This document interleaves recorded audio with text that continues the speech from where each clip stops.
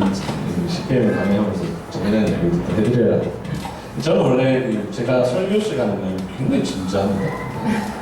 제 인상도 더럽지 않습니까? 선한 인상은 아니거든요. 사실은 사람은 굉장히 착한데, 착하고 순하고,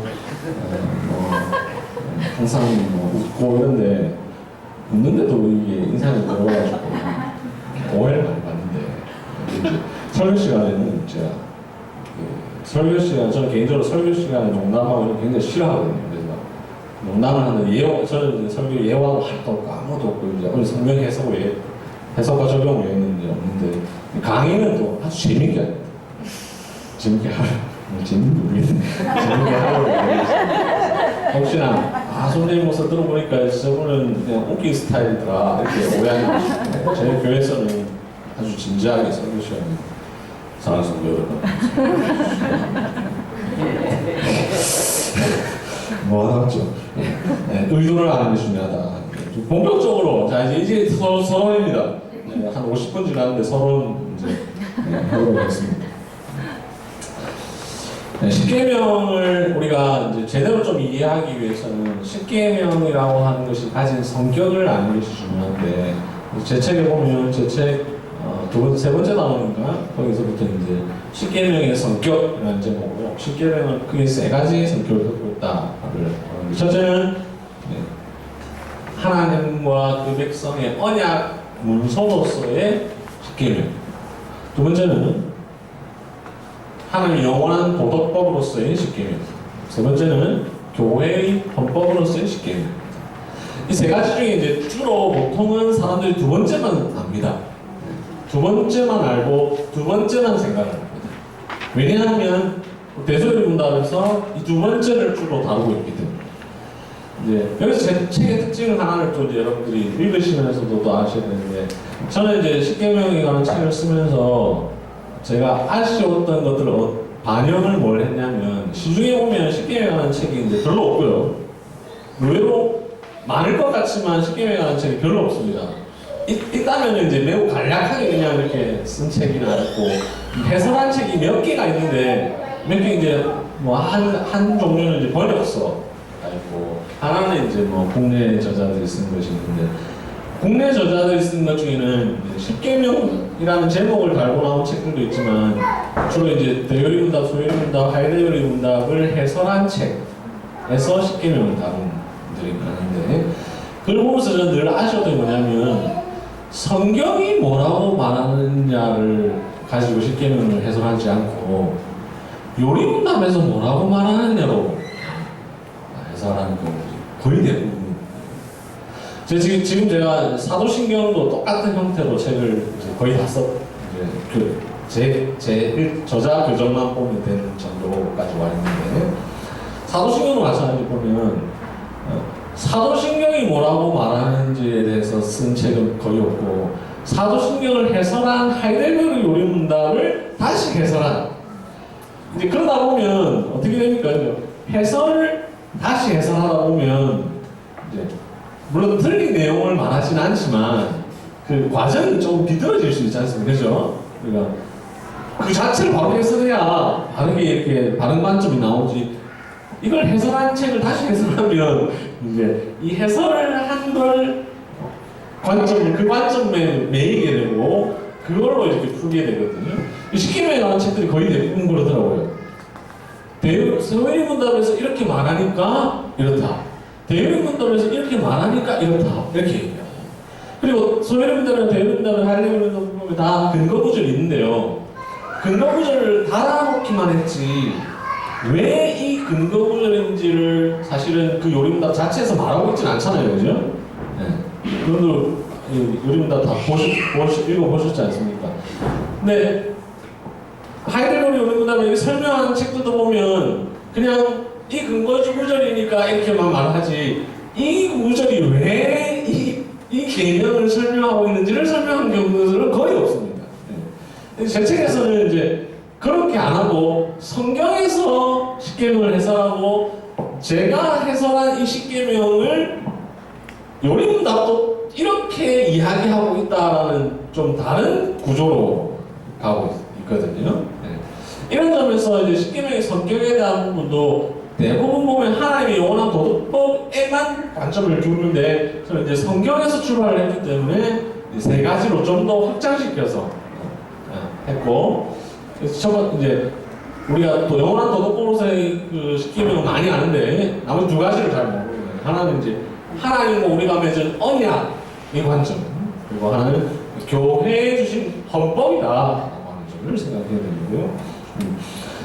첫 번째, 하나님과 맺은 언약의 문서로서 준 것이다라고 하는 점을 이제 책에 보면 제가 수많은 성경 구절들을 멸거하면서 십계명을 성경에서 언약이라고 말했다고 하는 것을 제가 쭉 이렇게 비교하면서 이렇게 풀어놓은 책을 보시면 알 것입니다. 그냥 우리가 이제 성경 보면 십계명이라고 말을 해야 될 곳에 내가 너희와 맺은 언약 이렇게 표현을 하거든요. 그거는 십계명이란 하나님과 우리가 맺은 언약이다라고 하는 사실을 우리에게 보여줍니다. 그리고 이게 이제 실제로 그 성경 신학적으로 보면 1900년대, 50년대쯤에 매우 중요한 고고학적 발견이 나타나는데 고대 근동의 히타이트 조약이라고 하는 것이 있는데 그 조약을 보면 이제 뭐냐면 그 전쟁을 벌이고 나서 이긴 나라와 진 나라가 서로 조약을 맺는데 그 조약을 보면 이제 니는 뭐 하고 나는 뭐 하고 이렇게 하면서 이제 문서를 작성하는데 그 문서와 십계명을 보면 매우 유사하다는 것을 볼 수 있습니다. 근데 이제 요것만 가지고 십계명이 언약 문서다라고 말하면 우리가 성경 해석에 있어서 가장 기본은 성경으로 성경을 해석해야 되지 않습니까? 그죠? 다른 어떤 고고학적 자료로 성경을 해석하는 것이 아니라 예를 들면 최근에도 보니까 뭐 기사에 보니까 노아가 실제 인물이었다라는 증거가 나타났다. 그 뭐 우리한테 별로 중요하지 않거든요. 왜냐면 그것 때문에 우리가 노아를 실제적 인물로 믿는 것이 아니라 성경에서 말하고 있기 때문에 믿는 거예요. 그럼 만약에 노아는 실제적 인물이 아닌 걸로 나타났다 해도 실제적 인물이죠. 옛날 제가 누가 불신자 중에 한 분이 그때 어떤 게 있었냐면 예수님이 결혼했다면서 뭐 이렇게 그게 어디 딱 자료가 나왔다고. 그래서 아니 예수님 결혼 안 했다는 자료가 더 많은데 뭐 예수님 결혼했다는 자료 내가 오늘 쓸게 그 예수님 결혼 안 했다고 내가 쓰면 그 예수님 결혼 안 했다는 자료가 되느냐 이렇게 이제 하니까 제가 아주 쉽게 설명한 거거든요. 그게 우리는 뭐가 나타나면 야 이렇게 하는데 그거 아닌 이야기도 많고 그거 했다고 해서 그거 우리가 믿을 수 있는 건 아니잖아요. 그래서 십계명이 하나님과 그 백성이 맺은 언약을 우리에게 가르쳐 준다라고 하는 사실은 성경에 이미 십계명을 언약이라고 표현하는 것들이 많이 있고 그리고 이제 그것을 좀 더 우리에게 좀 더 이해하기 쉽기 위해서 알려주는 것이 이제 고대 근동 히타이트 조약이라고 하는 것을 보면 그런 것이 있다. 그러니까 십계명이 하나님과 우리가 맺은 언약이라는 점을 이해하는 것이 왜 중요하냐 이게 이제 중요한데 하나님께서 처음 출애굽한 백성들에게 십계명을 주신 것은 돌판에 심어서 새겨서 주셨잖아요, 그렇죠? 근데 형식적으로 그렇지만 사실은 우리의 마음에 이미 새겨주신 겁니다. 하나님께서 우리를 하나님의 언약 백성으로 삼아 주실 때, 하나님께서 우리를 구원하실 때에 이미 우리의 마음의 신비에 그 히브리서를 가지고 이제 제 책에 보면 자세히 설명해놨는데. 하나님과 우리가 언약 맺는 순간 새겨주신 거예요. 그래서 우리는 모세처럼 십계명을 돌판으로 받은 사람들은 아니지만 이미 이것이 여전히 우리에게 유효한 이유는 하나님께서 우리의 마음의 신비에 이미 새겨주셨기 때문입니다. 그래서 이런 점에 있어서 십계명을 언약 문서로 이해하는 것이 중요하고 또 하나는 십계명을 왜 지켜야 합니까? 라고 할 때 사람들이 가진 오해들이 있다고 했지 않습니까? 십계명을 지키고 복 받습니까? 십계명을 지켜야만 구원 얻느냐? 뭐 이런 것을 생각하시는 분들 아닙니다. 왜 아니냐? 그래서 우리가 언약 문서로 받은 것이기 때문에 하나님과 이미 언약 맺은 이후에 우리에게 주신 법이기 때문에 이 법을 지켜야만 구원 얻고 법을 지켜야만 복을 받는 것은 아니라는 거죠. 이미 우리는 하나님으로부터 구원을 받았기 때문에 십계명을 지키는 거죠. 그래서 십계명을 이제 율법의 그 관점에서 생각할 때에 특별히 개혁주의교에서는 율법의 제3용도, 왜 하나님이 우리에게 율법을 지키라고 주셨느냐 하면 삶의 표준으로서의 율법. 구원받은 백성들이 이 세상을 어떻게 살아가야 할 것인지가 필요하잖아요, 그죠? 우리가 구원받고 나면 우리의 죄를 이제 우리가 범죄한 것에 대해서 하나님이 구원해 주셨는데, 그럼 더 이상 우리가 하나님 말씀대로 살지 않아도 되느냐?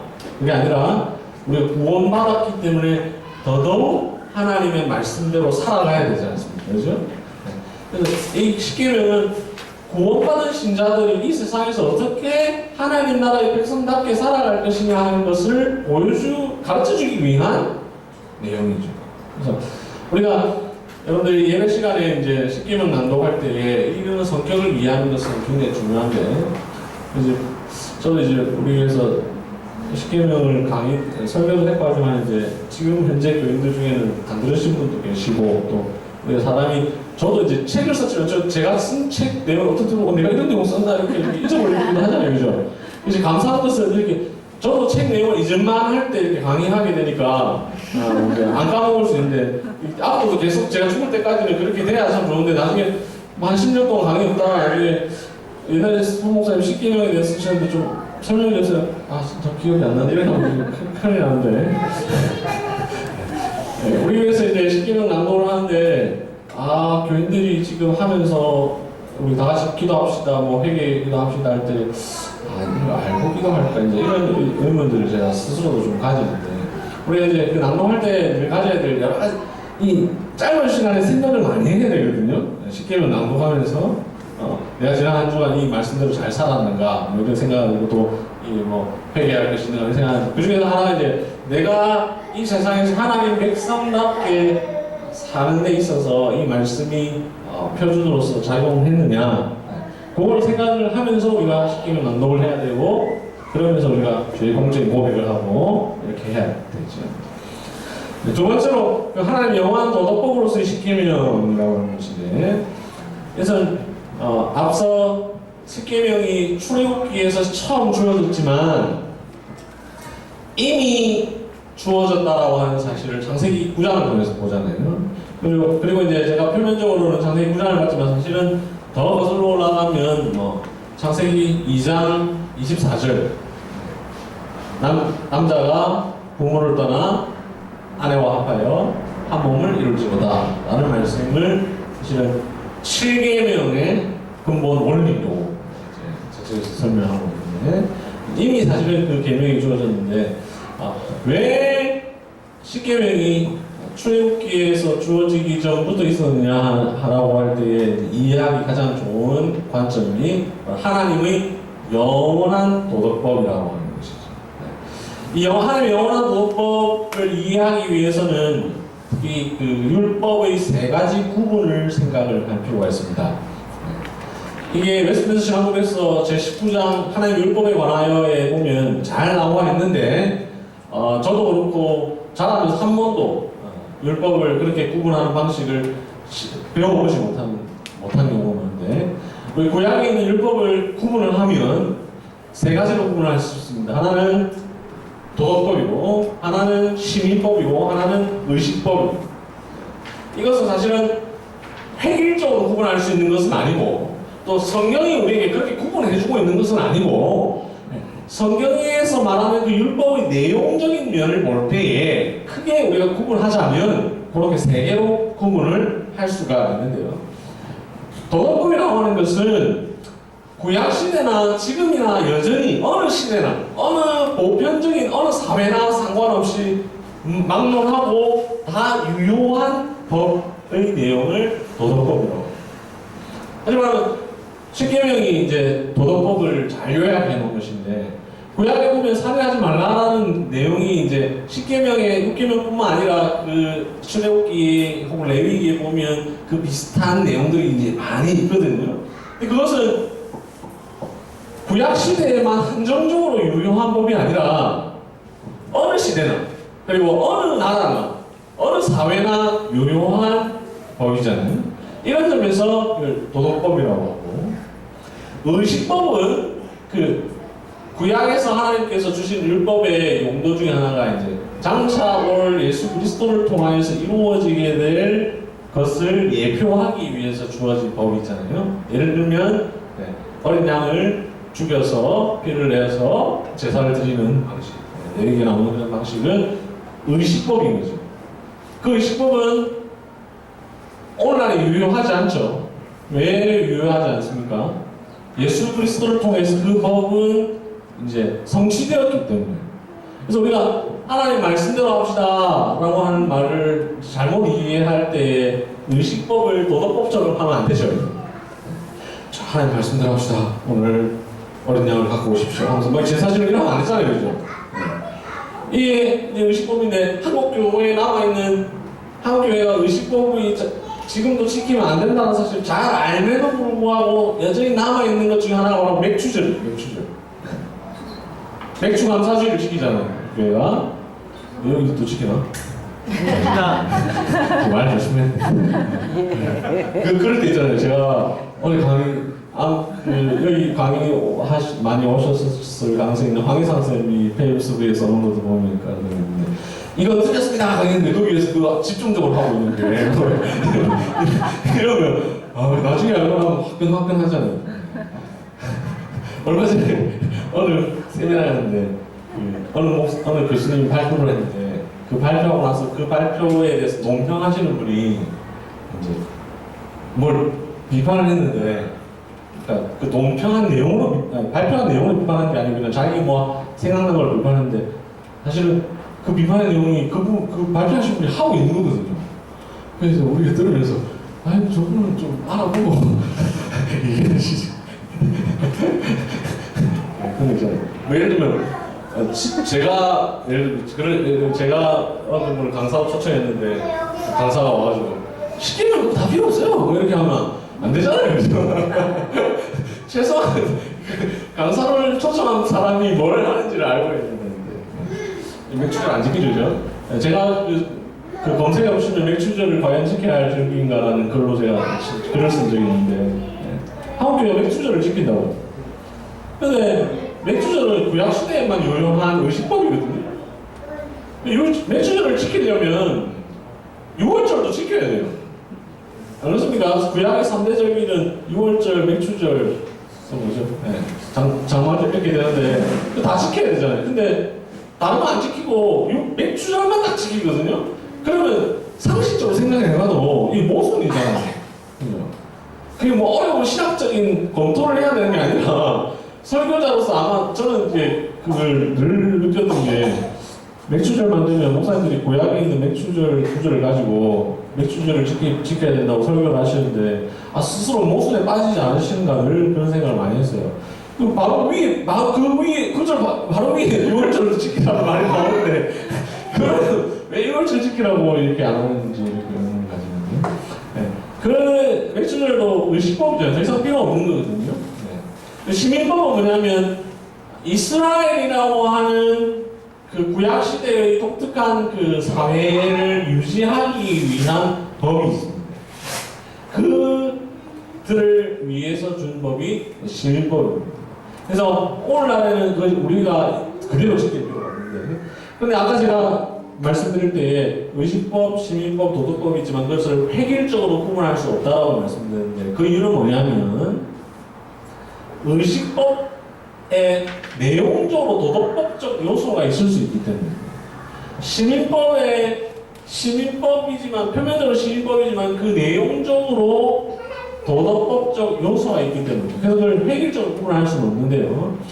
도덕법, 의식법, 시민법이 있는데 이 세 가지 중에는 영원토록 늘 지켜야 될 법이 도덕법인데 그 도덕법을 잘 요약해 놓은 것이 십계명이다 나와요. 제가 도덕법적 요소를 담고 있는 의식법이나 시민법이 있을 수 있는데 그 예를 하나 보면 이제 제4계명이 대표적입니다. 근데 제4계명 하면 제4계명이 좀 논란에 사람들 오해이지. 논란이 아니라 사람들이 잘 오해를 했습니다. 안식일을 기억하여 거룩하게 지키라 했잖아요. 근데 그것이 구약시대는 토요일로 지켜야 되잖아요. 그죠? 근데 그것은 토요일날 안식일을 지킨다는 것은 한편으로 의식법이죠.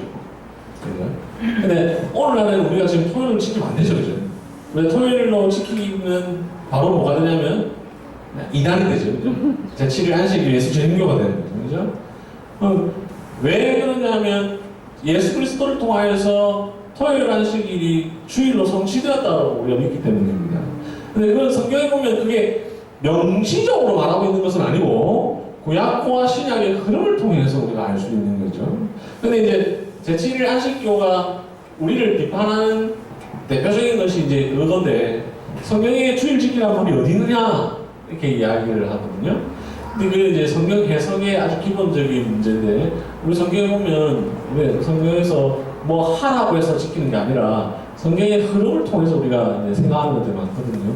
예를 들면 아까 예를 들었던 양을 잡아 죽이고 이런 것도 신약 성경에 하지 말라 이런 말은 안 나옵니다. 그죠? 구약에서 하라고 해놓고 신약에 가서 이건 이제 하지 말고 이렇게 안 나오거든요. 그런 말이 표면적으로 나오진 않거든요. 그런데도 우리가 하지 않는 이유는 신약의 그 흐름을 통해서 구약 시대와 신약을 통해서 이 의식법이 바뀌었다는 사실을 알기 때문이죠. 이제 우리가 안식을 지키지 않는 이유도 이제 그런 이유인데 그 제사계명은 한편으로 의식법적 요소가 있습니다. 이제 토요일을 지킨다고 하는 것. 근데 우리가 지금 일요일을 지키는 것은 의식법적 요소면서도 이것이 도덕법적 요소를 담고 있기 때문에 안식일을 거룩하게 지킨다라고 하는 것은 한편으로 도덕법이기 때문에 이런 점을 우리가 생각하면서 지키면 돼요. 지금 이 내용이 이제 중요한 이유가 바로 이제 사계명 해석에 있어서 의식법과 신명법과 도덕법 그 구분 그리고 그것을 획일적으로 구분할 수 없다는 사실을 이해하는 것은 중요하죠. 세 번째로 십계명의 성격 관련해서 우리 식사는 몇 시부터입니까? 예, 12시. 12시요? 아, 쉬기가 애매한 거죠. 지금은 11시 10분이니까. 세 번째는 하나님 나라의 교회의 헌법으로서의 십계명이에요. 이거는 이제 성경의 흐름을 통해서 생각해 볼 수 있는 건데 출애굽기 20장에서 하나님께서 십계명을 주십니다. 근데 그 일이 있기 전에 무슨 일이 일어나냐면 이스라엘 백성들이 출애굽하는 일이 일어나고 그러면서 19장에 보면 내가 너를 제사장 나라, 거룩한 나라로 세우겠다 이렇게 말씀을 하시고 나서 십계명을 주십니다. 하나님께서 이스라엘 백성들을 출애굽시키는 일은 우리가 이제 보통 일반적으로는 매우 단편적으로 우리의 구원과만 생각하는 경우가 많지만 사실은 하나님 나라로서의 이스라엘을 세우시기 위한 하나님의 방법이죠. 그죠? 이것은 어느 날 갑자기 일어나는 일이 아니라 사실은 과거에 창세기 12장에서 하나님께서 이미 약속하는 거죠. 내가 너 큰 민족을 이루고 라고 하나님께서 아브라함에게 약속하셨는데 그 민족이라는 말은 다른 말로 나라. 이미 하나님께서 나라 몇 개월입니까? 몇 개월이에요? 4살이에요. 제가 결혼은 좀 했는데 애를 늦게 낳아가지고 제 아이가 지금 18개월이거든요. 결혼 9년 만에 애를 낳아가지고 힘듭니다. 애는 젊을 때 낳아가지고 젊을 때 그 유병우 교수님이 쓴 헌법 해설이라는 책에 보면 제7계명을 해설하면서 이런 내용이 나옵니다. 젊을 때 결혼하여 자식을 낳아 하나님의 뜻을 이루고 저 아주 동감합니다. 젊을 때는 나이가 많으니까 나이도 그렇게 많지도 않은데요. 힘듭니다. 진짜 자스 이러면서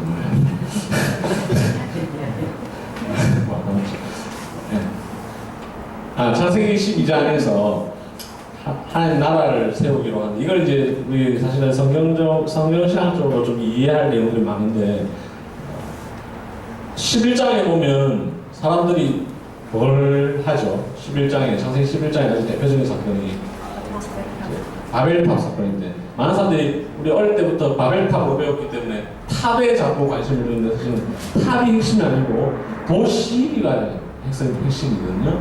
바벨이라고 하는 성읍을 건설합니다.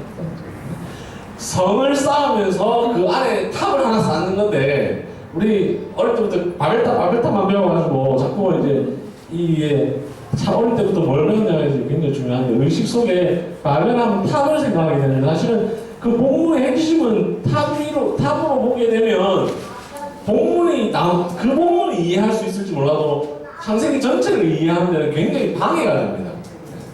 창세기 11장은 사람들이 바벨이라고 하는 성을 쌓는데 성읍을 건설하는데 그 성을 쌓는다는 것은 이제 그 시대는 이렇게 뭐 성벽을 이렇게 건설하는 게 있지만 우리 시대의 관점으로 생각할 때 도시를 하나 세운다는 거거든요. 근데 그 일이 있고 나서 무슨 일이 벌어지냐면 하나님께서 아브라함을 부르셔서 내가 너를 큰 민족을 이루게 하겠다라고 하는데 그건 뭐냐면 사람들은 바벨이라는 도시를 쌓았는데 하나님은 내가 내 나라를 세우겠다라고 하는 약속으로 아브라함을 부르신 거거든요. 그리고 그 창세기 12장 이후의 역사는 하나님께서 그 나라를 세우고자 하는 일이 차근차근 진행되어져 가는 것을 보여줍니다. 11장은 그냥 순간적으로 팍 도시 하나 팍 만들지만 하나님은 이제 매우 천천히 제가 최근에 이제 창세기를 강의를 끝냈는데 하면서 이제 그 창세기의 의미를 더 깊이 이제 좀 생각을 하게 됩니다. 12장부터 쭉 해서 이제 하나님께서 나라를 세우시는데 야곱 시대 와가지고 이제 나라 세우게 해놓고 하나님이 아브라함에게 내가 너로 나라를 세우겠다 했는데 고작 70년 이거 가지고 나라가 될 수 없잖아요. 근데 출애굽 1장 딱 하니까 이게 이제 나중에 장정만 60만이 되고 쫙 많아지는 엄청나게 커지게 되고 이제 나라로서의 그 가출 정도가 되니까 이 사람들을 출애굽시키셔서 내가 너를 제사장 나라가 되게 하겠다 라고 말씀하시고 그리고 나서 뭘 주시냐면 십계명을 주신다는 거죠. 이러한 문맥적인 흐름을 통해서 볼 때에 십계명은 하나님 나라의 헌법과 같다라고 하는 거죠. 이걸 이제 제가 비유적으로 제 책에 보면 우리나라의 헌법 제정과 미국의 헌법 제정의 관계를 가지고 제가 설명을 하는데 이제 쓰면서 제가 비하인드를 늘 조심할 게 뭐냐면 대한민국의 이제 정치적으로 문제인 게 건국적이냐 광복적이냐 이런 게 되잖아요. 그래서 제가 설마 그렇게까지 비판하는 사람이 뭐 있을지 없을지 모르지만 그래도 혹시나 그런 비판을 받지 않으려고 이제 비유적으로 사실은 언급한 건데 그 엄밀함 때문에 이제 오해를 받을 수 있을까 걱정을 했는데 아직은 그렇게 말씀하시는 겁니다. 대한민국이라고 하는 나라가 이제 정부 수립이 될 때에 정부 수립을 하기 전에 무슨 일이 일어나면 이제 헌법 제정을 하잖아요. 우리 이제 오늘은 현충일이라서 쉬는데 이제 7월 달에는 휴일이 없죠. 안타깝게도 휴일이 없어졌습니다. 저 같은 사람한테는 전혀 상관없지만 직장생활 하시는 분은 굉장히 슬픈 일인데 제헌절이요. 7월 17일이 없어졌잖아요. 그래서 이제 우리 자라나는 아이들은 나중에 이제 제헌절이 뭔지도 이제 모르게 될 수도 있긴 하겠는데 굳이 꼭 몰라도 상관없는데 이제 7월 17일 날 제헌 헌법을 반포하고 나서 8월 15일 날 그 정부 수립을 한다고요. 그러니까 법이라고 하는 것을 헌법이라고 하는 것이 어떤 역할을 하냐면 일반 세속 국가에서도 그 나라의 어떤 정체성, 그 나라에 속한 사람들이 지켜야 할 또 법으로서의 의미를 가지는데 십계명도 마찬가지라는 거죠. 이제 하나님께서 이스라엘 백성들을 출애굽시켜서 하나의 나라를 형성시키실 텐데 이 나라는 단순한 나라가 아니라 하나님께서 친히 다스리시는 신정국가로서의 한 나라인데 이 나라는 특별히 그 당시에 자기들이 떠나온 이집트와 구별되는 나라여야 할 뿐만 아니라 그 주변에 있는 고대 근동의 나라와 구별되는 나라로서의 모습을 갖춰야 될 텐데 그러기 위해서 하나님이 먼저 법을 주시는 것이 바로 십계명이라는 거죠. 그래서 십계명은 헌법적인 의미가 있다. 제가 굳이 헌법이라고 표현한 이유는 21장부터 쭉 보면 그 십계명을 좀 더 구체화한 법들이 쭉 나옵니다. 그래서 그 다음 내용들은 일종의 법률과 같다고 생각합니다. 네, 우리가 이제 학교 다닌 지 오래되셔가지고 다 잊어버리셨는데 법에는 크게 네 가지가 있습니다. 제 강의 들으면 이렇게 좋은 이야기도 들리게 되네요. 헌법, 법률, 대통령령, 그다음 조례와 규칙 이렇게 나옵니다. 세 단. 상위법 우선의 원칙에 의해서 헌법이 제일 우선되고 법률과 대통령령과 조례와 규칙은 헌법을 어기는 내용을 정할 수는 없게 되죠. 그래서 헌법재판소가 필요하게 되고 그걸 받는 이게 법이라고 하는 이런 체계가 있는데 십계명은 하나님의 여러 법률들을 다 모아놓은 잘 규정하고 있는 의미를 가진 헌법과 같다라는 거죠. 이 십계명이 이런 의미가 있다는 사실을 생각하는 것이 중요하고 이런 점에서 아까 제가 이제 특별히 교회의 치리자, 교회를 다스리는 분들, 목사와 장로가 십계명을 잘 알아야 된다고 하는 이유가 여기에 특별히 있거든요. 이 예길교회의 교단 헌법이나 교회 자체로 정하는 규정들이나 있겠지만 그것보다 더 위에 상위의 최고의 법은 헌법, 교회 헌법이 십계명이에요.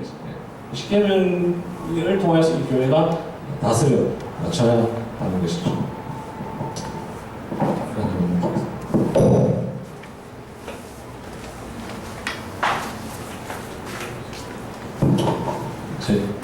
재밌습니까? 네. 반응이 다들 좋으신 것 같습니다. 되게 보면 강사도 표정이 더럽기 때문에 정중들도 막 별로 안 좋을 수 있는데 다행히 여러분들 이제 반응이 굉장히 좋으시고 잘 웃어주시고 하시죠. 네, 십계명을 우리가 제대로 이해하기 위해서 십계명 자체의 성경에 대해서 해보고 자, 지금까지 한 내용이 제 책 48페이지까지 이제 지금 마치시고 지금 집에 가시는 분들은 49페이지부터 집에 가서 읽으시면 지금 집에 가시면 이제 49페이지부터 다 읽어야 됩니다. 네. 다 마치고 가시면 책은 집에 꽂아 두시면 됩니다. 그런 일이 있습니다. 49페이지에 있는 내용들을 좀 생각해 볼 텐데 십계명을 이해하기 위해서 이제 몇 가지 알아야 될 것들이 있는데 첫째는 이제 십계명은 표면적으로 율법이지만 그것은 복음적인 내용도 담고 있다라고 하는 점을 우리가 생각을 해야 됩니다.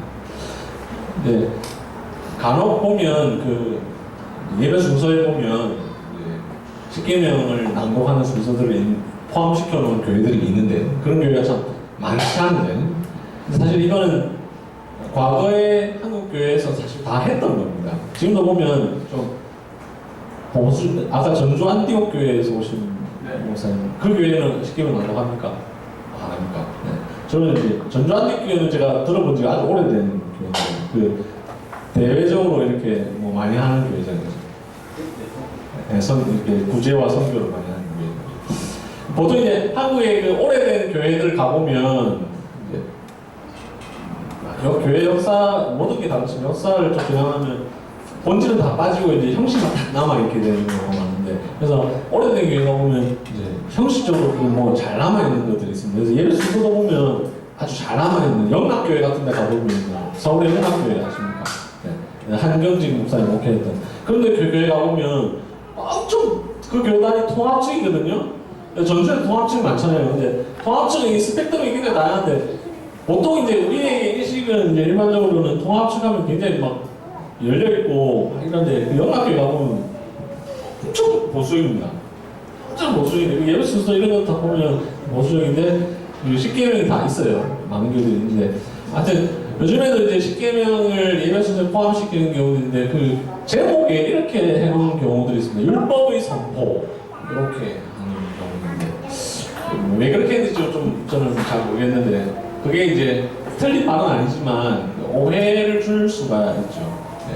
십계명은 단순한 율법은 아니거든요. 네. 아까도 말씀드린 영원한 도덕법으로서의 의미가 있는데 십계명에 나중에도 보면 이제 율법의 세 가지 기능, 네. 죄를 깨닫게 하는 기능,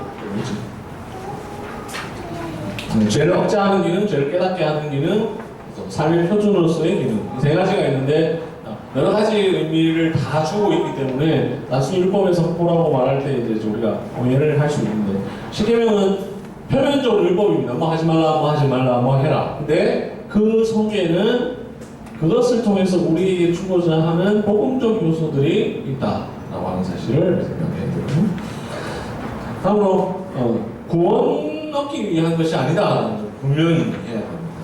분명히 성경에 보면 우리에게 우리는 믿음으로 말미암아 구원을 얻는다는 사실을 분명히 강조하고 있습니다. 그럼에도 불구하고 사람들이 오해를 합니다. 십계명을 잘 지켜야만 구원 얻느냐? 그것이 아니다. 구원 얻기 위해서 우리가 지키는 것은 아니라는 거죠.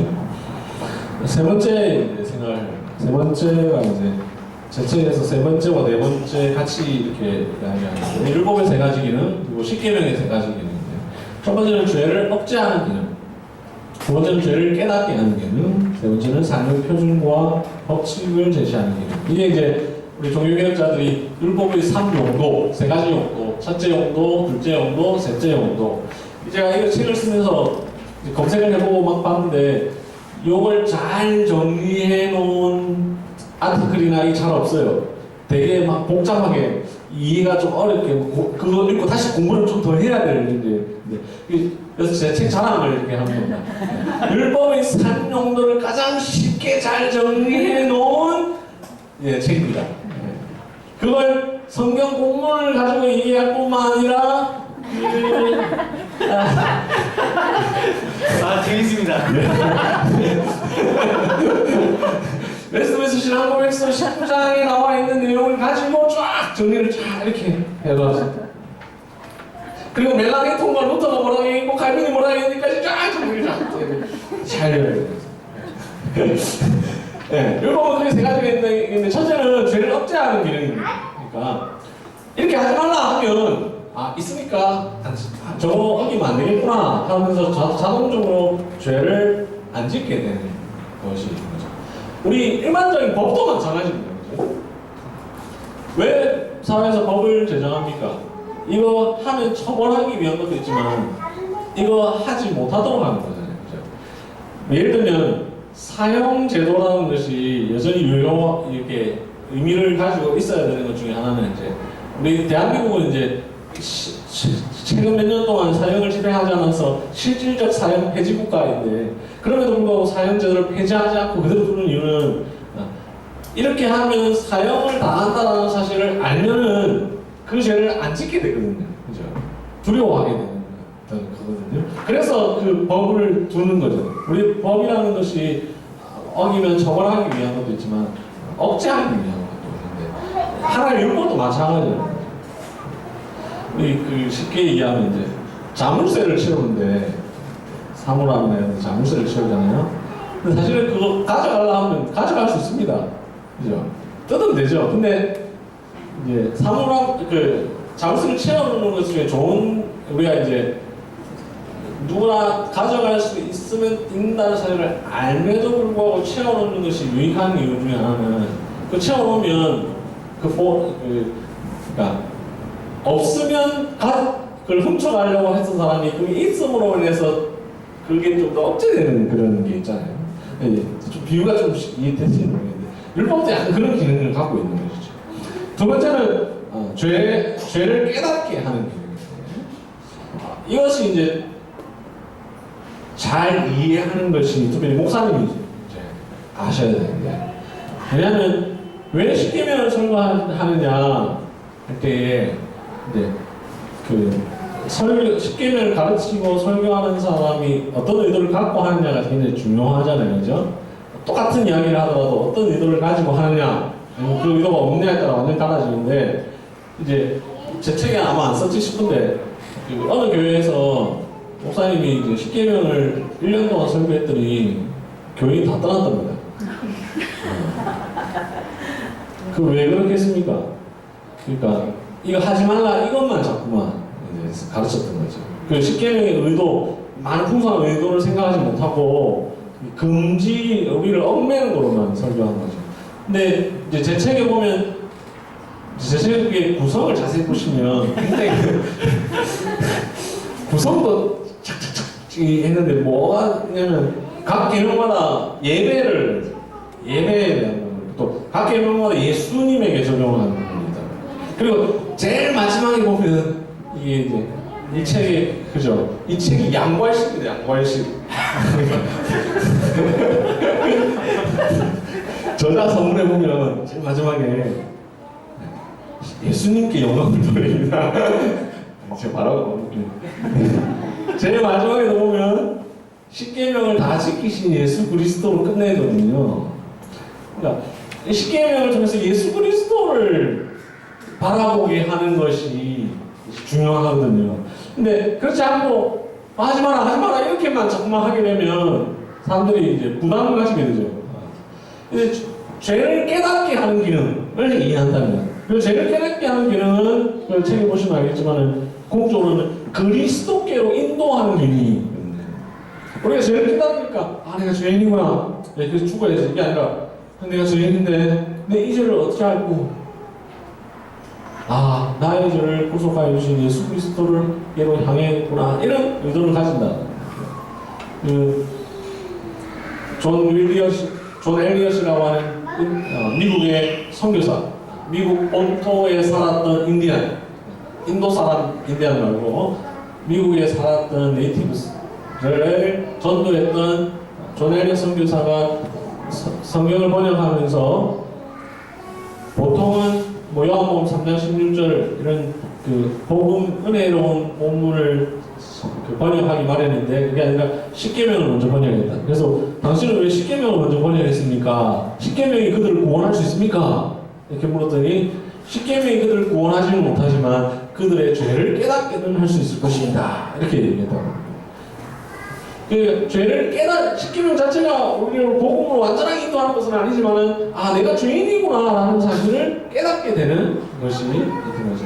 그래서 목사님은 십계명을 가르칠 때 항상 그걸 생각해야 되고, 그래야 이제 우리가 또 십계명으로 그래서 전도 설교가 가능한 거죠.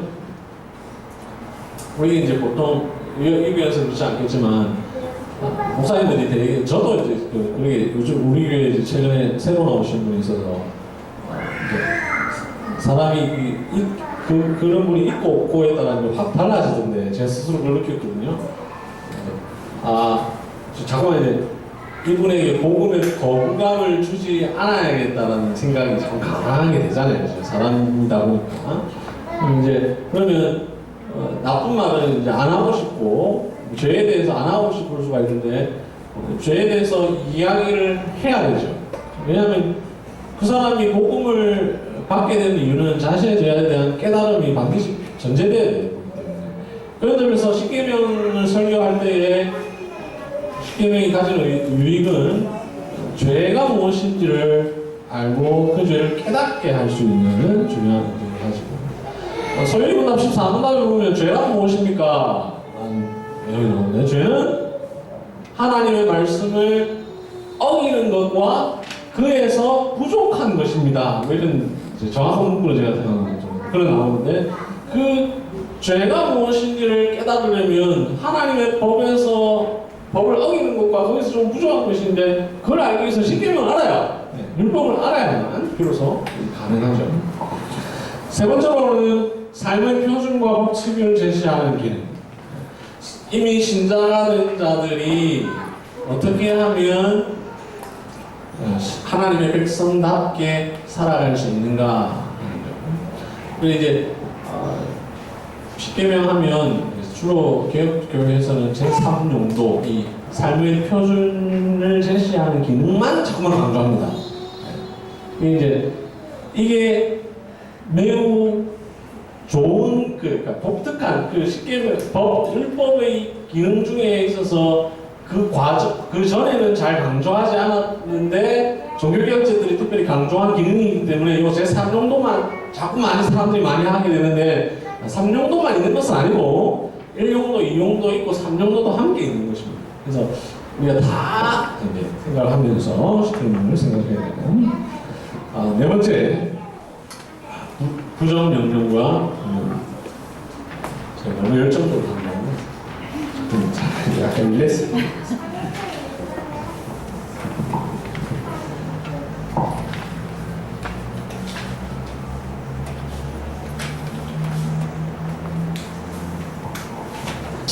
10계명은 제4계명과 제5계명을 제외하면 다 부정명령, 무엇을 하지 말라라는 명령으로 되어 있습니다. 그죠?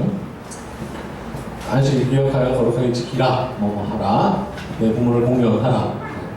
이 2계명은 긍정명령, 무엇을 하라.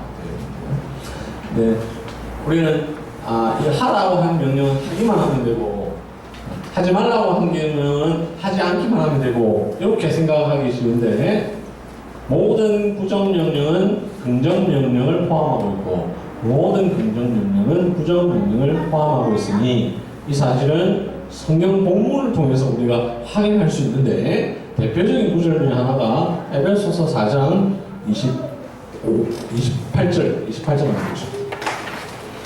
에베소서 4장 28절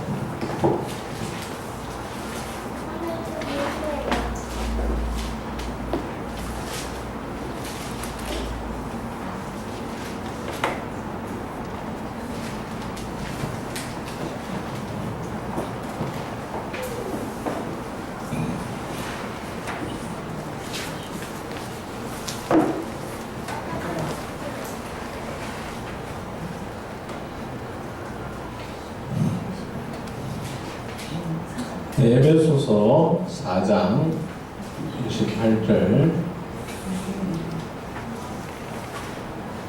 한번 읽어보겠습니다. 시작.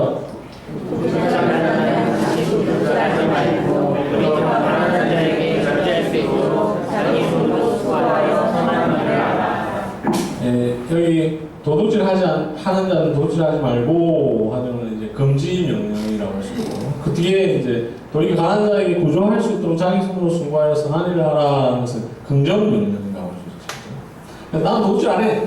그러니까 뭐 잘 지켰어. 아니라 도둑질 안 하는 것으로 끝나는 것이 아니라 자기 손으로 수고하여 선한 일을 해야 하고 또 가난한 자에게 구조할 수 있어야 된다는 거죠. 그래야 내가 제 8계명을 잘 지켰구나 라고 생각할 수 있죠. 에베소서 4장 25절을 보면 바로 그 위에 그런즉 거짓을 버리고 각각 그 이웃과 더불어 참된 것을 말하라. 거짓을 버린다라고 하는 것이 이제 제9계명의 한 측면인데요. 제9계명인데 이웃에 대하여 거짓 증거하지 말라 하잖아요. 나중에 배우겠습니다만 제7계 9계명은 거짓말하지 말라를 담고 있는데 거짓을 버리고는 제9계명의 부정명령이잖아요. 그 제9계명 그 자체잖아요. 근데 그 이웃과 더불어 참된 것을 말하라라는 것은 긍정명령이라는 거죠. 신명기 6장을 보겠습니다.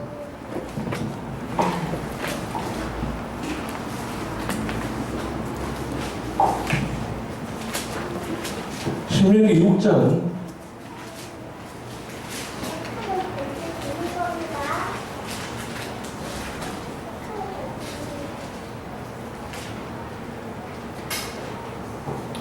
13절 14절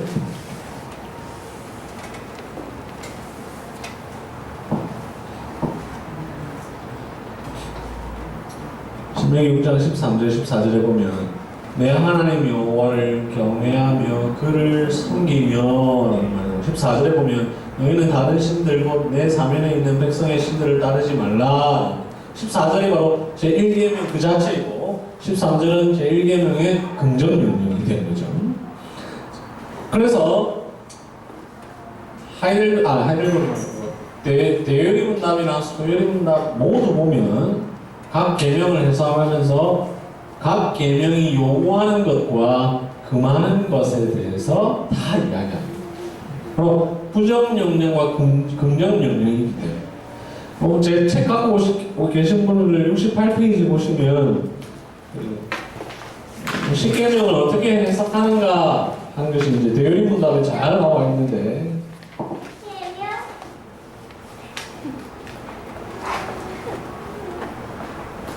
대열이 문답 99문답 제4항에 보면 의무를 명하고 있는 부분에서는 그와 반대되는 죄가 금하여졌고 죄를 금하고 있는 부분에서는 그와 반대되는 의무가 요구됩니다. 이렇게 나오잖아요. 바로 이 쉽게 말하면 말이 어렵지만 쉽게 말하면 부정명령에 긍정명령이 있고 긍정명령에 부정명령이 있다 이 말이잖아요. 그리고 그 근거 구절을 보면 이제 4, 5잖아요. 그죠? 4에 보면 중간에 신명기 6장 13절 나오죠. 5에 보면 에베소서 4장 28절 나오죠. 예. 이거 그냥 대외문답만 보고 딱 보면은 잘 모를 수 있지만, 예. 지금 이렇게 하면 이해되죠? 이 책에 탁월한 점이에요. 원리를 접하시고.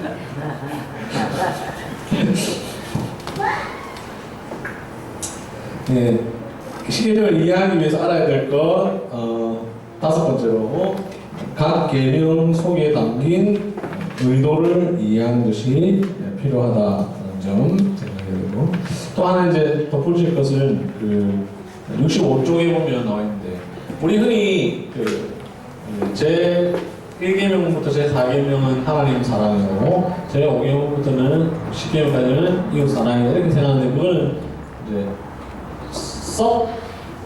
기본적으로 틀린 말은 아니지만 그것이 우리에게 10계명을 이해하는 데 조금 방해가 될 수 있습니다. 네. 이런 점에서 이제 저는 이제 웨스트민스터 신앙법에서나 열린다고 소열린다고 탁월하지만 그걸 절대화하는 것을 항상 조심해야 된다고 생각합니다. 우리 주변에 보면 개혁주의 한다고 하면서 그걸 성경처럼 신봉하는 분들이 간혹 있거든요. 그러니까 지금 이렇게 말하면 제가 이걸 무시하는 건 아니고 제가 아주 저는 가장 탁월한 것 중에 하나가 웨스트민스터 신앙법에서 대조된다고 생각하는데, 그것도 항상 조심해야 된다는 사실을 꼭 잊지 않아야 된다는 상황. 주변에 보니까 개혁주의 한다고 하면서 어떤 거에 꽂혀가지고 그거 절대화해가지고 그거 아니면 다 틀렸고 하는 사람들이 교회 문제를 많이 일으키는 것들을 많이 보게 돼요. 그것만 절대화하고 그게 마치 성경인 것처럼 우리는 성경이 가장 이제 우선이고, 근데 이제 성경을 이해하는 데 있어서 이게 아주 잘 되어 있고 아주 잘 설명하고 있기 때문에, 대외문답에 하이든거리 문답이나 대외문답 보면 1계명부터 몇 계명은 하나님 사랑이고 몇 계명은 이웃 사랑이다 이렇게 생각하는 경우가 있는데, 우리가 그것을 조심해야 됩니다. 저는 이제 이 책에 보면 인용할 때 이제 65쪽에 보면 두 개를 인용해놨지만 아니네, 제가 잘못되어 있습니다. 뭘 얘기하려고 했냐면, 그러니까 제가 이 책 쓰면서 가급적이면 웨스트민스터 소열문답, 대외문답에 문제가 있어도 그 문제에 있다는 사실을 직접적으로 언급하지 않으려고 저자의 세심함이 왜냐면 이 책에서 이제 제가 의도하려고 했던 것 중에 하나가 이 신앙고비서들이 우리 문답들이 성경을 정말 잘 해설했다라는 것을 보여주려고 증명하려고 하는 것들을 저자가 의도하고 있는데, 이것이 틀렸다 이렇게 하는 것을 표면적으로 언급하면 좀 이제 독자가 혼란스러울 수도 있고 하기 때문에 최소한